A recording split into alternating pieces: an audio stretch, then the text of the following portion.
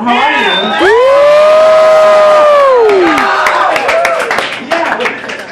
So I'm actually really excited to be here. I left New York and it was snowing. True. And so I said, well, I get to wear my sandals. And I love my sandals. So thank you again for having me. I'm going to do a few poems and get out of your way so you can get onto your incredible slam. Right? Now, I live in New York and I actually live in Manhattan. If it's quiet, we worry. That usually means somebody's getting robbed or shot or something. So if you hear something you like, make noise. That makes me feel really comfortable. Okay? The energy you give me is the energy I give back to you. Cool? Yes! That guy. You tell me, loosen your tongue, make it lighter. As if I ever complained about carrying my history in my mouth. I don't mind the sea breezes flapping flags of independence hanging from my tonsils, or memory mountains on my gums. You beg me to shut the village gates of my jaws. You do not understand what lives on the other side of them.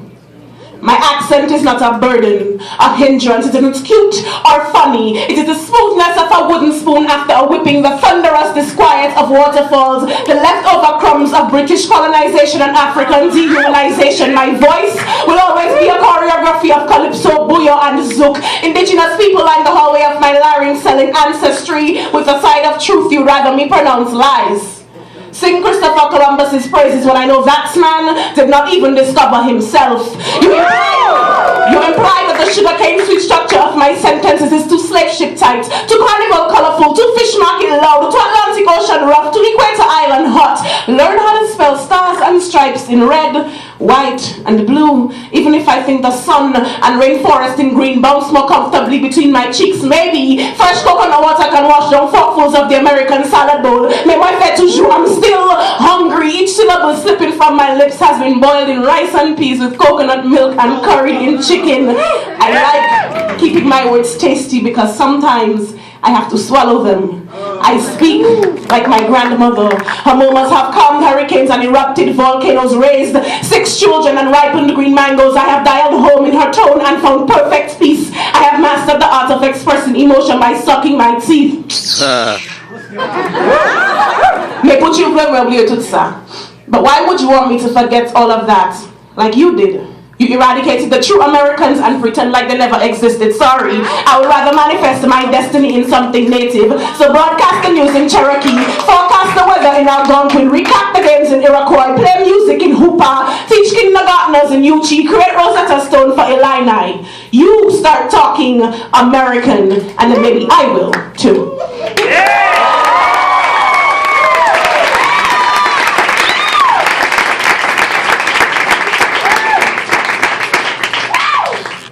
Alright, I'm going to read something from my iPhone.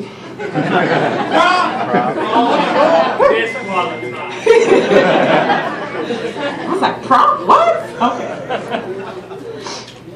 So I worked in a nursing home for the past, I think, 4 years, and has completely changed my perspective on, old people.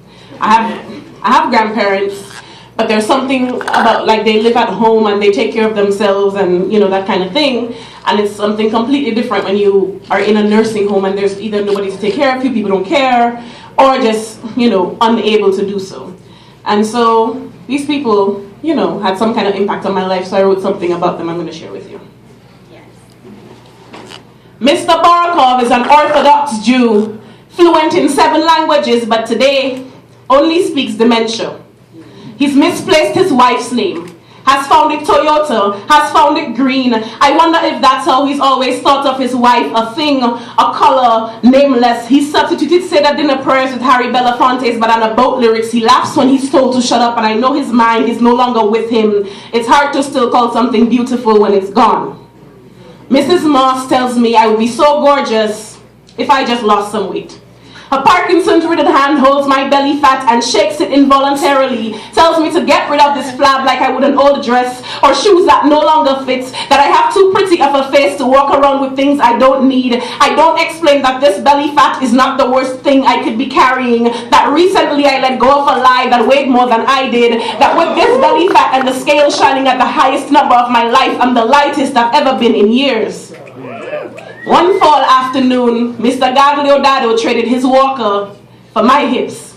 His surprisingly strong hands set firmly on either side of me. He was teaching the foxtrot. Picture it, 5'2" and wasting away, guiding 6'1" of young woman. I had never danced so gracefully before. The next morning, he wouldn't let me near him. Screamed like I was the devil, and in my softest voice, I offered him my hips, but he chose the walker, held it in front of him, a shield, and told me to stay away. I cried. Even without his medication, he was some kind of gentleman. I know men who use my hips as shields from themselves.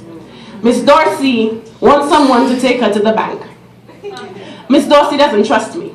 Tells me she has $2 million, and I think her smile is worth every penny, but she doesn't believe me. What's a young girl like you doing hanging around old folk if you don't want their money? I tell her I work here on Mondays because it's how the rent gets paid. On Tuesdays it's to remind me I'm alive. On Wednesdays it's to teach me how not to be miserable when I get old. On Thursdays it's to wipe tears, to have things to laugh about. On Fridays it's just to ensure I still have a job. On Monday she smiles that $2 million smile. Miss Dorsey will never trust me.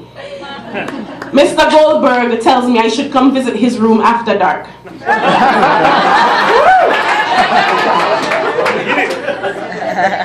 Tell your husband you're working late one night and come over, I won't tell a soul.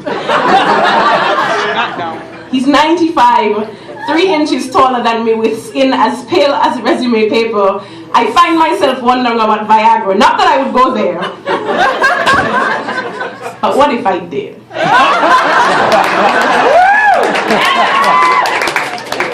What if I colored Mr. Goldberg's skin? Wrote every accomplishment across his paws and asked him what he thought about black ink, if he thinks it permanent and attractive instead of dirty and messy. He compliments me every time he sees me, my hair, my eyes, my curves. I catch him complimenting other women too, all black, all big, all beautiful. I think Mr. Goldberg is tired of being clean. Mrs. Goldman always prays I find a nice boy, because I'm a nice girl. She doesn't know the sins I've swallowed, the hearts I've ripped open and packaged, returned to sender, the shadows I've sold my body to. She thinks I'm a nice girl. She thinks smile, kiss on forehead, spoon feed. She thinks company, good morning, goodbye, see you tomorrow, friend. She thinks gentle, laughter, quiet, biscuits. She's still praying I find a nice boy. She doesn't know about the one I've already let slip through my breast.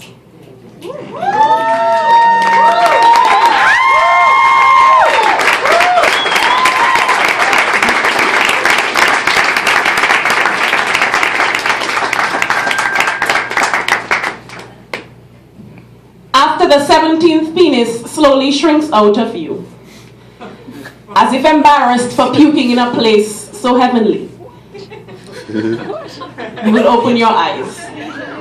You will count to 100 in increments of 5. By 20, you will know this man is not the one that will save you. By 40, you'll watch him. 55, top 60, lip 65, button 70, zip 75. His movements so fluid, you will feel it like drowning.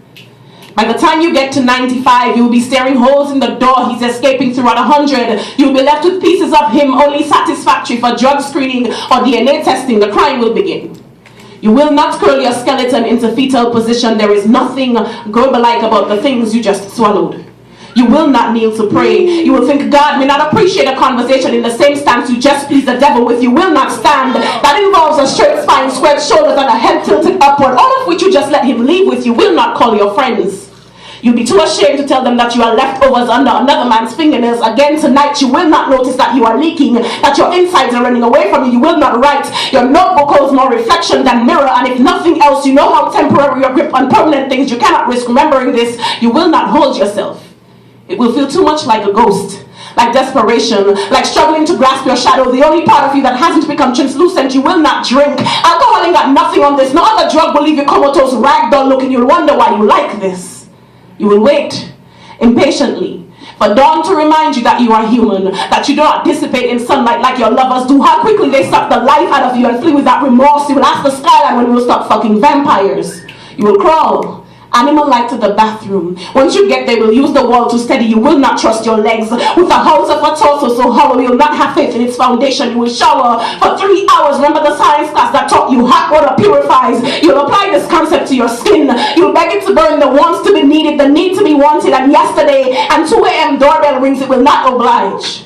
You will get dressed with your clothes inside out, as your body will not be accustomed to feeling the interior of things. You will scan the floor, pick up items you've been careless with, your Bible, your self-esteem, quarters for laundry, Maya Angelou's I Know Why the Cage Bird Sings, the camera, your last smile, and you will still be crying.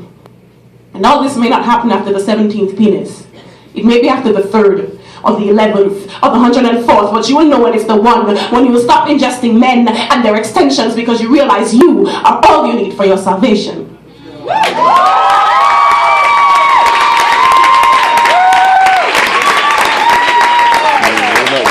God in the same position you were just in, accusing the devil. Alright, so I'm going to do 2 more. I know a lot of people say they write poetry, and I guess everybody's reason for writing is probably completely different. And some of